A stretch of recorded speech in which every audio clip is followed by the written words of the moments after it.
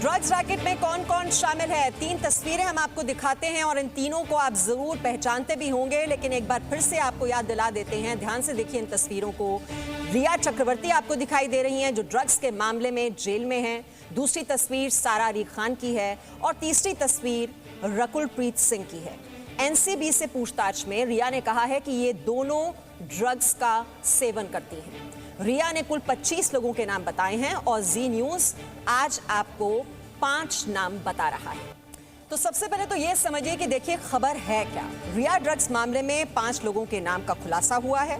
जी news ने आज 5 नामों का खुलासा किया है। सैफ अली खान की बेटी सारा पर ड्रग्स लेने का आरोप है। अभिनेत्री रकुलप्रीत सिंह पर भी ड्रग्स लेने का आरोप है और कास्टिंग डायरेक्टर मुकेश छाबड़ा पर ड्रग्स लेने का आरोप है। रोहिणी अय्यर, सिमोन पर भी ड्रग्स लेने का आरोप है। तो ये 5 नाम आपके सामने हैं जो ड्रग्स लेते हैं। ये आरोप लगाया है रिया चक्रवर्ती ने। दरअसल जो उनसे पूछताछ हुई है उन्होंने इन 5 लोगों के नाम लिए हैं। रिया ने हालांकि ड्रग्स मामले में एनसीबी को 25 नाम बताए थे। एनसीबी पूछताछ के लिए जल्द ही सबको सम्मन भेजेगा। तो ऐसे में कुछ बड़े सवाल आज जिनको लेकर हम चर्चा करने वाले हैं वो ये है कि क्या बॉलीवुड में ड्रग्स लेना आम बात है? बॉलीवुड में ड्रग्स लेना क्या स्टेटस सिंबल है?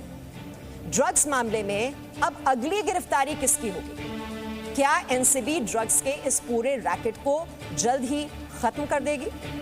और अब तक रंगीन दुनिया का काला सच क्यों छिपा हुआ था?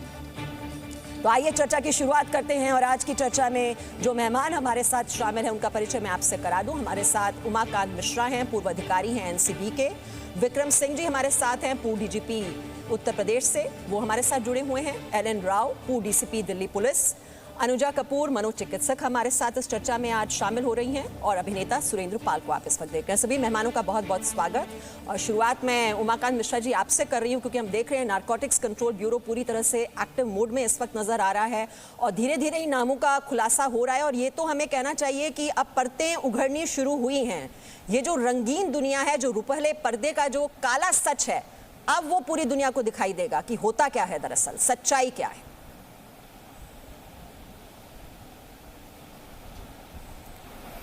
मीमांसा जी, ये तो जो पहला जो चरण खत्म हुआ, ये सब जो इनिशियल 10 आदमी का अरेस्ट खत्म जब हुआ उसी से ख़त्म हुआ।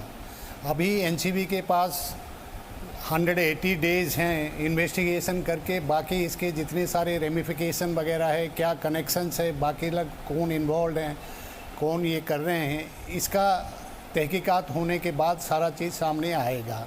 अभी भी मैं कह रहा हूँ कि जो यहाँ 2 पहलू है, एक तो कंजम्पशन का पहलू है, एक सप्लाई का पहलू है। और यहाँ से जो इन्वेस्टिगेशन का थ्रस्ट शुरू हुआ है वो कंजम्पशन के पहलू लेके हुआ है, क्योंकि उसी के बारे में ही पहले खबर मिला।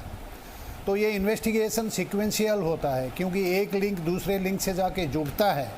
तो ये कंजम्पशन वगैरह में जो शुरू होता है, अभी जो सवालात किए जाएंगे, जो 25 नाम रिया ने सपोजिटली बताए हैं, वो उसी से शुरुआत होगा। लेकिन मैं अभी भी कहता हूँ कि एनसीबी का जो थ्रस्ट है, मुझे जो लगता है वो कंजम्पशन के ऊपर कम रहेगा। ये नहीं रहेगा कि कौन ले रहे हैं, ये तो फॉरगॉन कंक्लूजन है।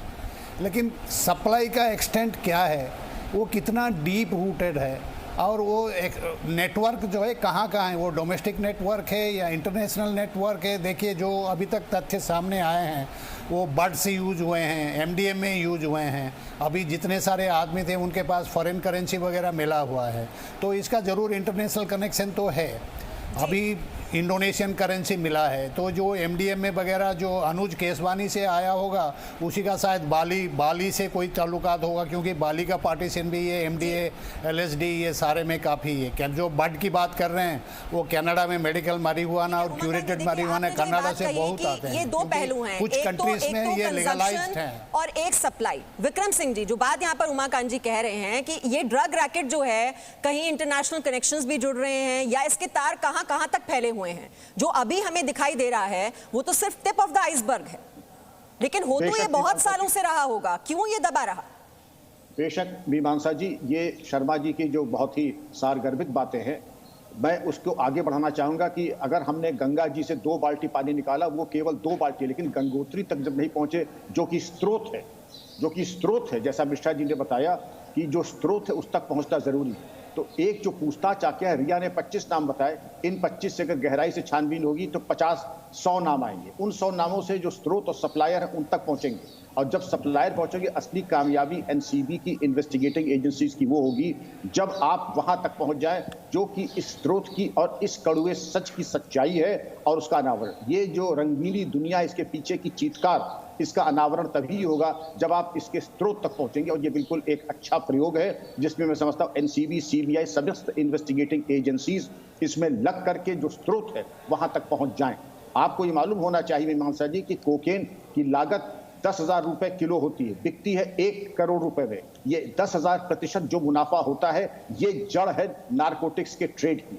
और एक खुराक आती है 10,000 रुपए की, वो फिल्म स्टार ही दे सकते हैं। रिक्शा वाला या जो जिनकी आमदनी नहीं होती है वो इसको खरीद भी नहीं सकते हैं। इसलिए फिल्म स्टार और जिनकी बहुत गहरी जेबें होती हैं उनको इसकी पहले लत लगवाना, लत लगवाने के बाद इनको आदत बनवा देना, और उसके बाद मनमाने तरीके से, जैसे कि एक बंद पिंजड़े में हम मनमाने तरीके से दोहन करते हैं, वैसे ही इनका ये मोडस ऑपरेंडाई है।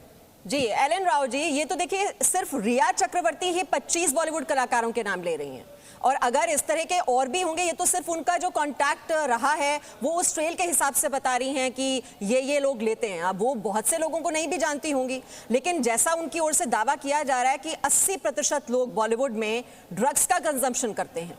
ये रैकेट कितना बड़ा है? देखिए मीमांसा जी, अभी विक्रम सिंह साहब ने बताया कि सोर्स तक जाना जरूरी है, बहुत जरूरी है ऐसे केस में।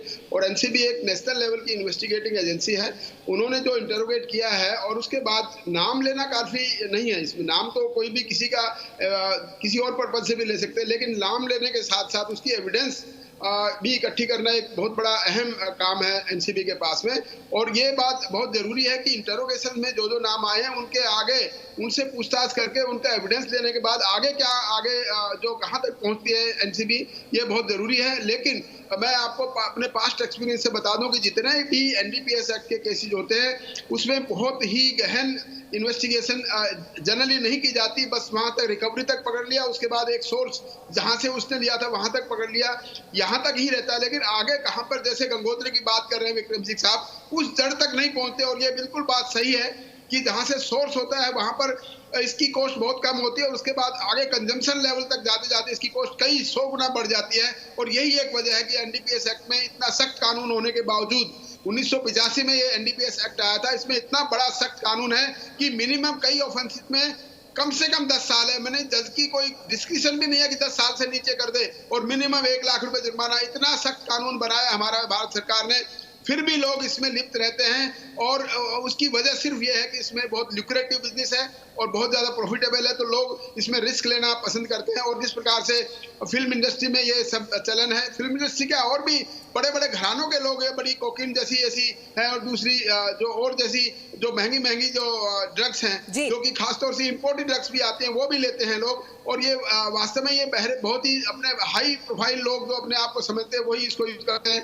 तो गरीब आदमी या नीचे वाले लेवल के आदमी का यूज करने की चीज नहीं है। तो इसमें सबसे बड़ी बात जो आपने कही है एलन राव जी, कि ये नाम तो ले लिए, लेकिन अब उन पर शिकंजा कसेगा कैसे, अब ये सबूत कैसे इकट्ठा किए जाएंगे, ये सबसे बड़ी चुनौती। मैं सभी से रिएक्शंस लूंगी। मैं उससे पहले सुरेंद्र पाल जी के पास इस वक्त जा रही हूं, क्योंकि वो खुद बॉलीवुड से संबंध रखते हैं, और वो जरूर जो इनसाइड स्टोरी होती है वो ही वो शख्स बता सकता है कि हो दरअसल क्या रहा है। सुरेंद्र पाल जी, ये जो कह रहे हैं कि ड्रग्स का जो चलन है, ये क्या इतनी आम बात है क्या बॉलीवुड में? जो पार्टीज होती हैं ऑर्गेनाइज, वहां पर क्या बहुत आराम से मतलब लोग सेवन करते हैं क्या ड्रग्स का? असलियत क्या है? ये बहुत बड़ा दुर्भाग्य है कि फिल्म इंडस्ट्री में सेलिब्रिटीज लोगों का नाम आया है और ये they are involve into drugs. ये बहुत बड़ा दुर्भाग्य है फिल्म इंडस्ट्री का। लेकिन मैं ये बता देता हूं कि रिया ने जो कहा है 80% लोग जो हैं ड्रग्स यहाँ लेते हैं और 20% नहीं लेते हैं, ये बात तो बिल्कुल गलत है, इसको मैं सहमत नहीं हूं। लेकिन मैं ये जरूर कहूंगा कि 20% जो सेलिब्रिटीज हैं, बड़े बड़े सेलिब्रिटीज हैं, वहां पे इसका प्रचलन ज्यादा है। जहां बड़ी बड़ी पार्टीज होती हैं वहां इनका प्रचलन ज्यादा है। लेकिन जो छोटी पार्टीज हैं या छोटे कलाकार हैं या बी ग्रेड एक्टर्स या टेलीविजन एक्टर्स हैं, वहां पे इसका प्रचलन इतना ज्यादा नहीं है। मैं इस बात को टोटली डिनाई करूंगा, क्योंकि करीब 600 शूटिंग चलती हैं बम्बई के अंदर, लेकिन मैंने आज तक कभी भी किसी कलाकार को या किसी भी टेक्नीशियंस को ड्रग लेते हुए नहीं देखा है, कभी देखा नहीं है। लेकिन हाँ, जब बड़ी सेलिब्रिटीज की पार्टीज में मैं गया हूं तो वहां पे मैंने इसका प्रचलन काफी देखा है।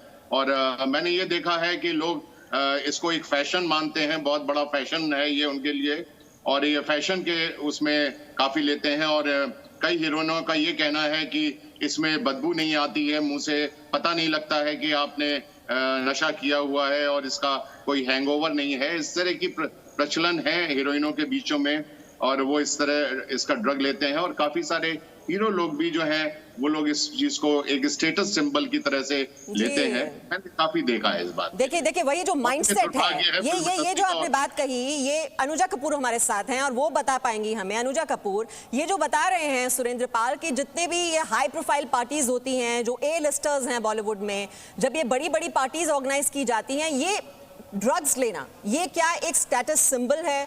क्या ये फैशन है कि आप हाई प्रोफाइल पार्टीज करोगे तो वहां पर ड्रग्स रखना जरूरी है? क्या मानसिकता है क्या दरअसल?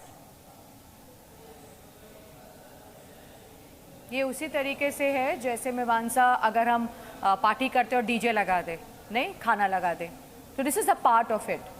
तो उन्हें अब आप ये कहें कि दिल्ली में चलन है, पंजाब में है, कई और जगह पर है, ये कि जिस जगह की खिड़की नहीं खुली उस जगह का पता नहीं चल रहा। आज मुंबई की खुल गई है, इसलिए हमें मुंबई के बारे में बहुत पता चल रहा है। स्टेटस सिंबल से ज़्यादा इसके अंदर एक लत बहुत ज़्यादा आप इसको मान सकते हैं, क्योंकि इसका जो नशा है वो आपको स्ट्रेस लेवल जो आपकी बॉडी में रहता है थ्रू आउट, क्योंकि इनका जो रूटीन रहता है वो स्ट्रेस लेवल के साथ कनेक्टेड रहता है, और वो उसको कहीं ना कहीं अपने आप को टू द अनदर एक्सटेंड खुश रखना, वो उसको बहुत ज़्यादा ये फील करते हैं कि इनके स्ट्रेस लेवल को कहीं ना कहीं कम कर देगा। और साथ में ये है कि इनका जो पीयर ग्रुप है वो अगर ले रहा है तो आप भी शुरू कर देंगे एक से, फिर उसके बाद दूसरा। मैं एक बात और कहूँगी यहाँ पर कि ये जो कार्टेल है इसका कोई वजूद नहीं होता अगर इसे पुलिस या वहाँ की जो गवर्नमेंट है वो इसको बैकअप नहीं करती। तो ये कहीं ना कहीं failure of the whole system we also see here.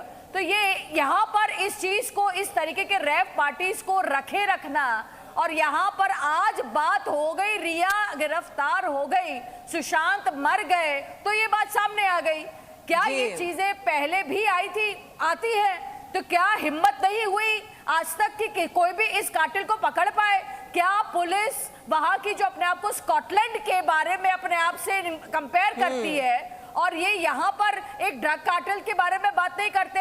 2-3 चिंदी चोर को पकड़ लेना और उसके बाद उनको कह देना कि जी हमने ये फतेह हासिल कर ली। अरे यूथ खत्म हो गया हमारे इंडिया का यूथ खत्म हो गया। पहले तो ये बाहर से यहाँ पे आते कैसे हैं, इनकी सप्लाई कैसे होती है? आप पॉर्न जैसी चीजों को के पीछे पड़ जाते हैं और हम कहते हैं जी पॉर्न है।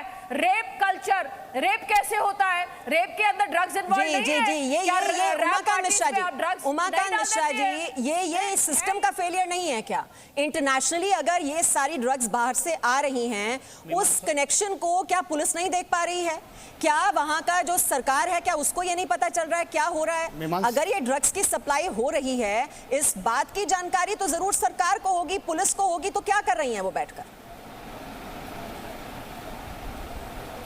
मीमांसा जी, इसका जवाब तो एक ही है कि ये जो आप अभी भी न्यूज़पेपर जो मेरे पहले मैडम बता रही थी कि भाई पुलिस क्या कर रही है या एनफोर्समेंट एजेंसीज क्या कर रहे हैं, उसका जवाब है कि day in and day out आप न्यूज़पेपर में पढ़ रहे होंगे कि 10 किलो सीजर हो गया हीरोइन, 50 किलो सीजर हुआ, 190 किलो DRI ने पकड़ा, या कोई शिप में टनों का हाशिश पकड़ रहा है। ये जो एजेंसियां हैं, मैं इसीलिए पहले से भी कह रहा हूँ कि कंजम्पशन लेवल में जो थ्रस्ट है, इसी लेवल में आके वो सप्लाई का जो क्वांटिटी है इतना छोटा हो जाता है कि रिसोर्स एलोकेशन के दृष्टि से अगर देखें, ये सारे एजेंसीज वो सारी जगह वो हाथ नहीं लगा सकते। इसीलिए आप देखेंगे कि जो कंजम्पशन लेवल में थ्रस्ट बहुत कम है, because it is an health issue and because resource allocation doesn't permit. What really happens is, ये सारे जितने स्पेशलाइज्ड एजेंसीज हैं, दे target on the basis of intelligence. अगर वो एक बार हाथ देते हैं, क्योंकि छोटा अभी देखिए रिया का केस है, अभी तक मान लीजिए 2 महीना हो गया, आपके पास कुछ मिला नहीं, वही न्यूज़पेपर में मीडिया में आता है कि देयर इज़ नो रिकवरी। लेकिन इन्फोर्समेंट एजेंसीज क्या करते हैं कि उनका जो रिसोर्स एलोकेशन को ऐसे मोबिलाइज करते हैं कि जो इम्पैक्ट है वो बहुत ज़्यादा हो। तो इसीलिए आप देखेंगे कि आप ये नहीं कह सकते हैं कि एनफोर्समेंट एजेंसी चुप बैठी है। आप एक महीने का कोई भी खबर कागज़ ले लीजिए, रेगुलरली पढ़ेंगे, कम से कम 4-5 बड़े बड़े सीजर आपको नज़र आएंगे। या तो एनसीबी पकड़ा, या डीआरआई पकड़ा, या पुलिस ने पकड़ा, क्राइम ब्रांच ने पकड़ा।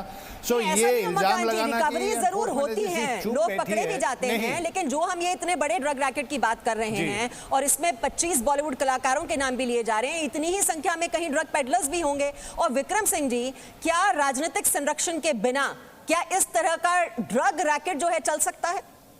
असंभव। मीमांसा जी, मैं कहूंगा चाहे एक पिस्तौल की नाजायज बरामद हो या ड्रग्स की, अच्छा विवेचक बिल्कुल अंत तक पहुंचता कि ये पिस्तौल, ये ड्रग आपको कहां से मिली। उसने कहा मोहन से, तो मोहन से पूछा आप कहां से लाए, ये सोहन से। सोहन ने बताया कि जाकर के हम इलियास के यहां से लाए, तो इलियास। ये पूरी जो रिवर्स इंजीनियरिंग होती है वहां तक हम लोग जाते नहीं। और आखिरी बात, पहले हर पुलिस अफसर ये प्रमाण पत्र देता था कि मेरे क्षेत्र में मादक पदार्थ का व्यापार नहीं हो रहा है। अगर वरिष्ठ अधिकारियों द्वारा पकड़ा जाए तो ये जिम्मेदारी मान ली जाए कि मैं इस नाजायज व्यापार में सम्मिलित हूं और मेरे खिलाफ विभागीय कार्रवाई हो। ये प्रमाण पत्र हर पुलिस अफसर देता था। दशकों से यह प्रमाण पत्र देने की परंपरा बंद हो गई। और पहले ये होता था, अगर पकड़ा जाता था, अगर सीनियर ऑफिसर ने पकड़ा तो डिसमिसल तक मैंने देखा है उन पुलिस ऑफिसर्स का, एक्साइज ऑफिसर्स का, जिनके क्षेत्र में ये व्यापार फल फूल रहा था। अब डिसमिसल तो छोड़ दीजिए, कोई सवाल जवाब भी नहीं होता। आपका सवाल बिल्कुल वाजिब है मीमांसा जी, बिना हमारे आशीर्वाद के ये फल फूल सकता है। अनुजा ने भी यही बात कही, बिना हमारे आशीर्वाद के कहीं फल फूल सकता है। लेकिन ये देखें, हम अपने पैर पे खुद ही कुल्हाड़ी चला रहे हैं। जी एलन राव जी, अब यार जब ये इतना आशीर्वाद है, इतनी नजरें इनायत हो रही हैं, तो फिर तो अपराध का बोलबाला होगा। उसको बढ़ावा देने वाले लोग भी तो हैं, अब उन पर कौन शिकंजा कसेगा? देखिए, ये सब चीजें मेवांसा जी डिमांड और सप्लाई पे डिपेंड करता है। लोगों की डिमांड है और वहां से सप्लाई भी होती है। लेकिन जो हमारी जो एजेंसीज हैं, जो नारकोटिक कंट्रोल ब्यूरो है, जो लोकल पुलिस है, क्राइम ब्रांच जो स्टेट्स की है, उनका काम है उसका लगातार इंटेलिजेंस कलेक्ट करना, उस पर रेड करना, और करते हैं। लेकिन जैसा विक्रम सिंह साहब कह रहे हैं कि उसकी जड़ तक नहीं पहुंचते। और जो रिस्पॉन्सिबल ऑफिसर है, जिसके एरिया में कोई दूसरी एजेंसी जाके बरामद करती है, पहले सिस्टम था और ये बिल्कुल सही सिस्टम था कि उसमें सख्ती रहती थी पुलिस ऑफिसर्स के ऊपर कि वो अपने एरिया में ऐसा नहीं होने दें। और लेकिन एक बात मैं बता दूं, इस पे सभी सहमत होंगे कि पुलिस चाहे तो उसके इलाके में कोई दूसरी चिड़िया पर नहीं मार सकती बिना इसकी मर्जी के, ये इसमें कोई दो राय नहीं है। लेकिन हाँ, कुछ एक जो ऐसे ऑर्गेनाइज रैकेट्स हैं वो पुलिस से या राजनीतिक संरक्षण, जैसे आपने कहा राजनीतिक संरक्षण, कुछ जो लोगों में, जैसे आपने पंजाब में देखा होगा उड़ता पंजाब क्या है, उसमें सारा का सारा यही है कि कहीं ना कहीं पॉलिटिकल कोई कनेक्टेड आदमी है जो स्टेट से जुड़ा होता है और इसीलिए वो फलता फूलता है। यहाँ पर जरूरत है कि पुलिस अपनी सतर्कता बढ़ाए, कार्रवाई ज्यादा करे, जड़ तक पहुंचे और पॉलिटिकल संरक्षण लेने वालों को आइडेंटिफाई करके उनको डिस्करेज किया जाए। जो बिल्कुल। और एलन राव जी, ये जो पब्लिक सेंटिमेंट है, आपने अगर सोशल मीडिया पर देखा हो, जिस तरह के रिएक्शंस आ रहे हैं कि बॉलीवुड को क्लीन करने की जरूरत है, जो ये गंदगी है वो आपको हटानी होगी, ये है लोगों की आवाज। और ये जितने भी कलाकारों के नाम आ रहे हैं, इनके खिलाफ लगातार बहुत ही तेजी से रिएक्शंस आ रहे हैं। ट्विटर पर ट्रेंड कर रहा है लगातार सारा अली खान का नाम जब से सामने आया है इसमें। और जो और बॉलीवुड के कलाकार जिनके अभी नाम सामने आएंगे, तो कहीं ना कहीं लोगों की ये भावना है कि ये जो बॉलीवुड में गंदगी है वो साफ होनी चाहिए, इनको एक्सपोज करना जरूरी है और इनकी गिरफ्तारी भी होनी चाहिए। लेकिन सबूत कैसे इकट्ठा किए जाएंगे? तो रिया ड्रग्स मामले में 5 लोगों के नाम का खुलासा हुआ है। जी न्यूज ने आज 5 नामों का खुलासा किया है। सैफ अली खान की बेटी सारा पर ड्रग्स लेने का आरोप है। अभिनेत्री रकुलप्रीत सिंह पर भी ड्रग्स लेने का आरोप है। कास्टिंग डायरेक्टर मुकेश छाबड़ा पर भी ड्रग्स लेने का आरोप है। रोहिणी अय्यर और सिमोन का नाम भी लिया है रिया चक्रवर्ती ने। और इस ड्रग्स मामले में एनसीबी के पास अब 25 नाम हैं सामने जो उसके रडार पर हैं, जिनसे पूछताछ करने की तैयारी कर रहा है नारकोटिक्स कंट्रोल ब्यूरो। इन सभी को जल्द ही सम्मन भेजा जाएगा और पूछताछ के लिए बुलाया जाएगा। और लगातार हमारे मेहमान हमारे साथ जुड़े हुए हैं। उमाकांत जी, ये नाम तो ले लिया, जो बात आप पहले कह रहे थे कि शिकंजा कसेगा कैसे, वो कौन से अहम सबूत चाहिए होते हैं जिसके बलबूते कार्रवाई की जाती है? देखिए, सबसे जहाँ तक सबूत की बात है, मैं तो सबसे पहले ये कहूँगा कि कोई ड्रग्स रिकवर हो, क्योंकि वो एक पोजेशन ऑफ ड्रग्स जो है सबसे बड़ा सबूत होता है। और उसके बाद जो ड्रग्स को लेके जो तरह तरह के एक्टिविटी है, या कल्टीवेशन हो या मैन्युफैक्चर हो या प्रोसेसिंग हो, सेल, परचेज, डिस्ट्रीब्यूशन, ये सारा उसके बाद वो बनता है। ये एनडीपीएस एक्ट का एक ही खासियत है कि पूरा सप्लाई चेन जो है वो क्रिमिनल है। क्रिमिनल मतलब कि हर aspect right from the point of supply to the point of consumption is criminalised. उससे इसीलिए हर पॉइंट के हिसाब से इन्वेस्टिगेशन के दौरान उनको सबूत ढूंढना पड़ेगा कि अभी जो कंजम्पशन से शुरू होता है। जैसे मैं एक एग्जांपल बताता हूँ, जो पहले हम विक्रम सिंह साहब या एल एन राव साहब बता रहे थे कि एनफोर्समेंट एजेंसी के पास कैसे वो डील करेगा। मान लीजिए कि कोकेन ड्रग कार्टेल से 50 किलो कोकेन आया, वो इंडिया में आके 100 आदमी में बंटेगा, 100 आदमी से आके 1000 आंटी में सब डिस्ट्रीब्यूटर में बचेगा। वो 1000 आदमी से 5000 आदमी जो है उसको तरह तरह वो जो कंजम्पशन लेवल में जो डिस्ट्रीब्यूट करते हैं वहाँ जाएंगे। तो अभी जो थ्रस्ट है वो, क्योंकि जो ड्रग एनफोर्समेंट स्ट्रेटेजी क्योंकि डिस्ट्रीब्यूटिव है कि हमारा जो कंट्री का जो गवर्नमेंट पॉलिसी है वो ड्रग एनफोर्समेंट को बांट दिया है ताकि हर गली, हर नुक्कड़, हर स्टेट, हर डिस्ट्रिक्ट कवर हो। एनसीबी एक स्पेशलाइज एजेंसी है जो नेशनल एपेक्स कोऑर्डिनेशन एजेंसी भी है, एनफोर्समेंट एजेंसी भी है और इंटेलिजेंस एजेंसी भी है।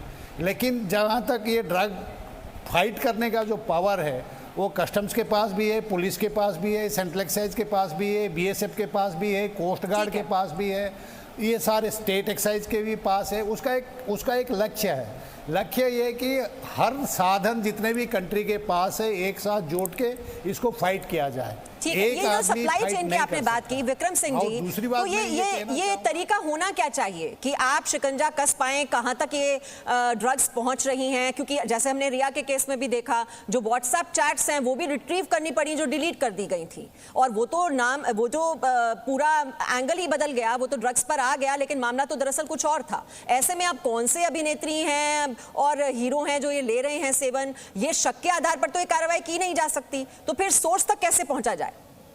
मीमांसा जी, इस तरह की जो विवेचनाएं होती हैं वो थोड़ी डिफरेंट होती है। वो विज्ञान भी है, कला भी है, और इसमें एक वरिष्ठ अधिकारी के नेतृत्व में एसआईटी का गठन करके, जिसमें महिला अधिकारी भी हों, विशेषज्ञ भी हों, उनके द्वारा कीजिए। क्योंकि अक्सर ही देखा जाता है एक व्यक्ति को, और वो भी, अगर मैं आरोप नहीं लगा रहा हूं, अधीनस्थ स्तर के अधिकारी को दिया गया, ऐसी इन्वेस्टिगेशन की संभावना होती है कि वो डिरेल हो जाए। एसआईटी जब रहती है, वरिष्ठ अधिकारी के नेतृत्व में निकटतम पर्यवेक्षण में विवेचना होती है, तो समस्त पहलुओं के ऊपर चैट से लेके गुणवत्ता तक और उसके बाद जो तमाम वैज्ञानिक और फॉरेंसिक डिटेल्स होते हैं उनका अनुसंधान करके अकाट्य साक्ष्य प्रस्तुत करते हैं। एनडीपीएस एक्ट में बड़ी कठोर प्राविधान है, यहाँ तक कि सजाए मौत भी है।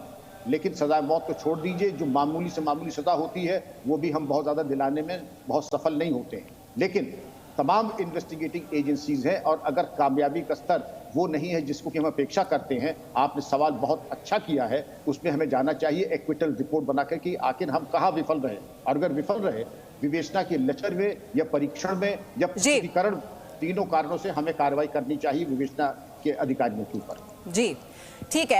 अनुजा कपूर, और ये देखिए एक हमें जो पक्ष यहाँ पर नजर आता है वो है कि दोहरी जिंदगी किस तरह से जीते हैं हमारे बॉलीवुड के कलाकार। एक और हमें दिखाई देता है कि वो हेल्दी फूड को प्रमोट कर रहे हैं, योगा करते हुए दिखाई दे रहे हैं, और जब उनकी हम असल जिंदगी में झांकते हैं तो हमें कुछ और ही दिखाई देता है। अब आपने रिया चक्रवर्ती का वो देखा होगा ट्वीट, जो कि कुछ साल पहले उन्होंने ट्वीट किया था, जिसमें उन्होंने हैरानी जताई थी कि एक लड़की पकड़ी गई है ड्रग ट्रैफिकिंग करते हुए। उन्होंने इसको लेकर ट्वीट किया था जो अब बहुत ज्यादा वायरल हो रहा है। तो ये रियल लाइफ और रियल लाइफ में इतना ज्यादा अंतर, जितना कि तुम पकड़े जाओ, बस जितना पकड़े जाओ उतना अंतर है। आपको मालूम है पकड़े नहीं जाओगे, क्यों? इन्फ्लुएंशियल हो, तो इस वजह से और आप बच जाओगे। आपके पास पैसा है, आपके पास पावर है, पावर मतलब पॉलिटिक्स, और पैसा इतना है इसके अंदर, ड्रग्स के अंदर, तो जब पकड़े नहीं जाओगे, पावर साथ में है, तो इस तरह की पिक्चरों का नाम तो आएगा ही ना आगे, क्योंकि उन्हें मालूम है कि ये तो निकल जाएंगे साफ, और भैया अगर किसी ने बता दिया तो उसका नाम लगा देंगे आगे। तो ये तो बहुत बड़ी बात है ना कि अब जितने 25 नाम है, ये आक्रोश के नाम है, ये सच में है, ये नहीं है, ये तो पता चलेगा ना, क्योंकि इसके सपोर्ट में जो रिया के में आ गए, मुझे जहां तक लगता है जिन लोगों ने सपोर्ट किया है उन लोगों की भी जांच पड़ताल होनी चाहिए कि वो रिया के सपोर्ट में क्यों खड़े हैं। ये सिर्फ 25 नाम नहीं है ये जो यहां से इसने दिए, और ये क्यों दिए हैं, और जो सपोर्ट कर रहे हैं उनको भी तहकीकात करनी चाहिए।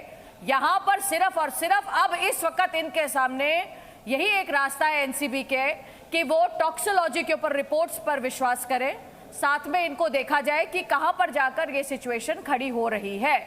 ये देखना बहुत जरूरी है कि कौन इन इन्फ्लुएंशियल लोगों को मार्केट अवेलेबल करा रहा है, और वो छोटा मोटा नहीं है। जो दुबई कार्टेल्स हैं, बहुत जगहों पर ये चीजें चल रही हैं, और ये कैसे आ रहा है, इसके साथ साथ इन्वेस्टिगेटिंग एजेंसीज जो है उनका जो इंटेलिजेंस बैकग्राउंड है, क्या वो इस चीज को विफल है करने में, और अगर हो रहा है तो सिर्फ छोटे मोटे ही कार्टेल्स को क्यों पकड़ा जा रहा है, बड़े बड़े कार्टेल्स क्यों नहीं पकड़े जा रहे, क्यों वो सिर्फ छोटी मछली को आगे कर रहे हैं। देखिए, ये सवाल इसलिए ज्यादा जरूरी है समझना, क्योंकि हम क्या इन सिर्फ छोटी मछलियों से बात करके अपना पेट भर ले और दुनिया को एक वो आईना दिखा दीजिए हमने कुछ किया, या अखबार में ये दे कि जी हमने कुछ किया।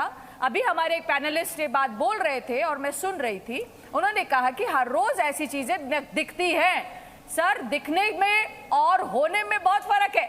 मैं आज धूप में बाहर खड़ी हो जाऊं और आंखें बंद कर लूं और कहूं कि आज धूप नहीं है, तो ये बहुत अलग है। एलन राव जी, देखिए ये बहुत ही महत्वपूर्ण पॉइंट है। ये छोटी छोटी मछलियों को ट्रैप कर लिया जाता है, जो बड़ी बड़ी मछलियां उनको छोड़ दिया जाता है, क्योंकि सबका अपना प्रॉफिट बटा होता है, सबकी नजर अपनी अपनी प्रॉफिट पर होती है।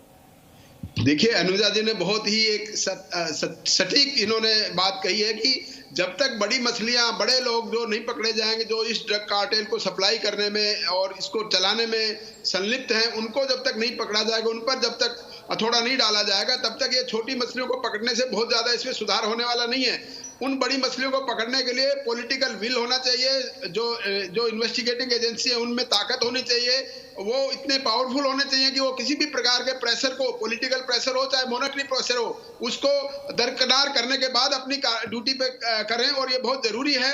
और ये जो बड़े कार्टेल हैं, जो बड़ी बड़ी सप्लाई करते हैं, वही ज्यादा पैसा मुनाफा कमाते हैं, और उसके बाद नीचे जो काम करने वाले हैं। और एक बात और बड़ी इंपॉर्टेंट बात इसमें मैं समझा देता हूँ कि जब तक ये पकड़े जाएंगे, ईच एंड एवरी केस की इन्वेस्टिगेशन करके, सबूत अच्छे से इकट्ठे करके, ट्रायल में उसको सजा ना दिलाया जाए, तब तक उसका बहुत ज्यादा इम्पैक्ट नहीं पड़ेगा।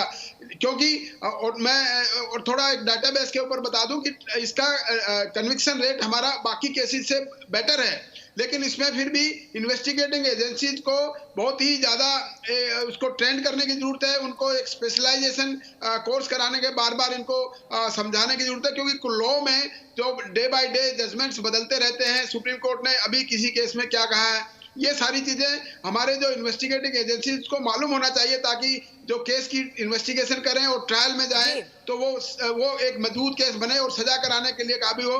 खाली पकड़ना ही जरूरी नहीं है, उनको सजा कराना भी जरूरी है। नो डाउट हमारे एनडीपीएस एक्ट में बहुत अच्छी इस केस में भी देख रहे हैं ना सुरेंद्र पाल जी, एक ये पूरी लॉबी जो रिया के समर्थन में उतर आई है, लगातार उनके फेवर में ट्वीट्स किए जा रहे हैं, वो टी शर्ट पहनकर जो मैसेजेस उसके जरिए एक देने की कोशिश की जा रही है, ये वो लॉबी है ना जिसको डर है कि रिया चक्रवर्ती अगर उनका नाम ले लेंगी तो फिर वो भी फंस जाएंगे, और इसीलिए वो उनके समर्थन में बार बार बातें कह रहे हैं। क्या उन तक भी पहुंचना जरूरी नहीं है? जी बिल्कुल सही कह रही हैं आप, बिल्कुल सही कह रही हैं इस बात के लिए कि उन लोगों को भी डर है इस बात के लिए कि कहीं ना कहीं हम लोग भी इस रैकेट में अगर आ गए तो हमारा करियर भी बहुत ज्यादा इफेक्ट हो जाएगा, और हमारा करियर एक खत्म होने की कगार पर आकर खड़ा हो जाएगा। अगर लोगों को ये पता लग जाएगा कि ये ड्रग वाले लोग हैं, तो लोग उन लोगों को अवॉइड करना शुरू कर देते हैं। क्योंकि हमारी इंडस्ट्री में एक चीज है, अगर किसी के बारे में गलत राय बन जाती है तो लोग फिर उसको अवॉइड करना शुरू कर देते हैं। और ये बात बड़ी अच्छी कही बताई आपने कि इसकी वजह जो है, ये पॉश लोकेलिटी में सबसे ज्यादा ड्रग का प्रचलन क्यों है, क्योंकि वहां पे कहीं ना कहीं प्रशासन की सबसे ज्यादा ढील है।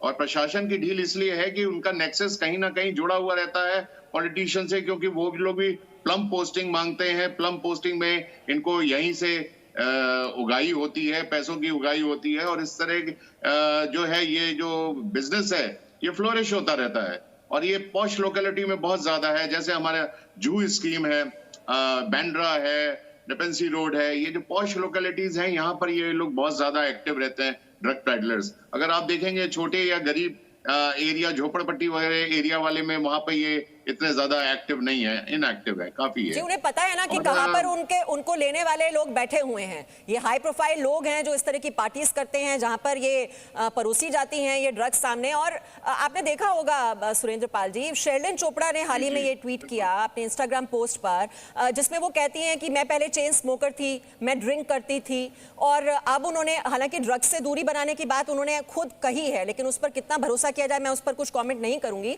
लेकिन उन्होंने एक बात जरूर कही कि जो पार्टीज होती हैं, हाई प्रोफाइल पार्टीज, उसमें ट्रे पर रखकर ड्रग्स वहां पर घुमाई जाती हैं। जी बिल्कुल सही कहा उन्होंने, बिल्कुल सही कहा। इसमें कितनी सच्चाई है? ये तो मैंने जुहू में भी आपने देखा होगा कि काफी सारे फिल्म एक्टर्स भी पकड़े गए हैं, इससे पहले भी काफी सारे पकड़े गए हैं, लेकिन वो इतने रसूखदार होते हैं, इतना पॉलिटिकली उनका इतना ज्यादा कनेक्शन है कि वो लोग छूट जाते हैं, बड़े आराम से पुलिस उनको छोड़ देती है और वो निकल जाते हैं। आपने काफी दिनों पहले भी सुना होगा, जुहू में फरदीन खान, फिरोज खान के जो बेटे थे वो भी पकड़े गए थे। और इस तरह काफी लोग, एक जुहू में पार्टी चल रही थी, बहुत बड़ी पार्टी थी, जिसमें करीब 150 लोग पकड़े गए थे। उनका ब्लड टेस्ट कराया था पुलिस ने, उसमें सारे के सारे लोगों के ब्लड टेस्ट में नारकोटिक का अंश पकड़ा, लेकिन वो सारे के सारे इन्फ्लुएंसिव लोग हैं, कहीं ना कहीं से अपनी जुगाड़ फिट करके निकल जाते हैं।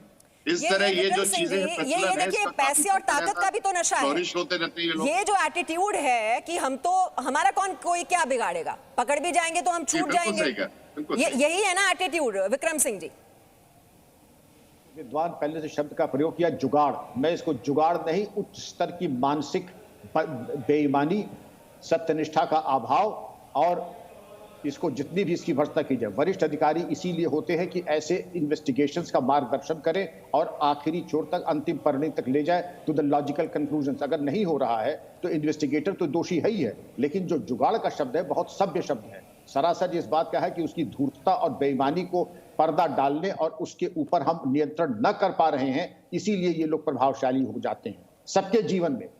मिश्रा जी के जीवन में, एलन राव साहब के जीवन, मेरे जीवन आता है जब बड़े बड़े रसूखदार लोग आते हैं, जेल जाते हैं और लोगों से आते हैं कि ये डिजायर किया जा रहा है कि इनको छोड़ दिया जाए। ये आपके ऊपर है कि इस दबाव को माने ना माने। मानेंगे तो इसी तरीके की एक जो है कलुष और एक कालिक मुंह पे लगेगी, नहीं करेंगे तो ये स्पष्ट हो जाएगा कि आप जब तक वहां पर नियुक्त है, किसी की हिम्मत नहीं है ड्रग्स को आने दे। चोरी छुपे कर ले बात अलग है, लेकिन ये आपके ऊपर है, वरिष्ठ अधिकारियों की, पुलिस लीडरशिप की, नारकोटिक कंट्रोल ब्यूरो की, सभी की जिम्मेदारी है कि इसके ऊपर ऐसा कार्रवाई करे कि जो कि एक नजीर बने, जो कि दिखाई नहीं पड़ रही दुर्भाग्य से। जी बिल्कुल, और बड़ी मछलियों को पकड़ना होगा अगर वाकई हम चाहते हैं कि ये जो गंदगी है वो साफ हो और हमारा आने वाला जो भविष्य है वो इस गर्त में न जाए, उन्हें बचाना भी बहुत जरूरी है। बहुत बहुत शुक्रिया सभी मेहमानों का इस चर्चा में हमारे साथ शामिल होने के लिए। Presenting B News app available on Google Play and App Store. Download it now.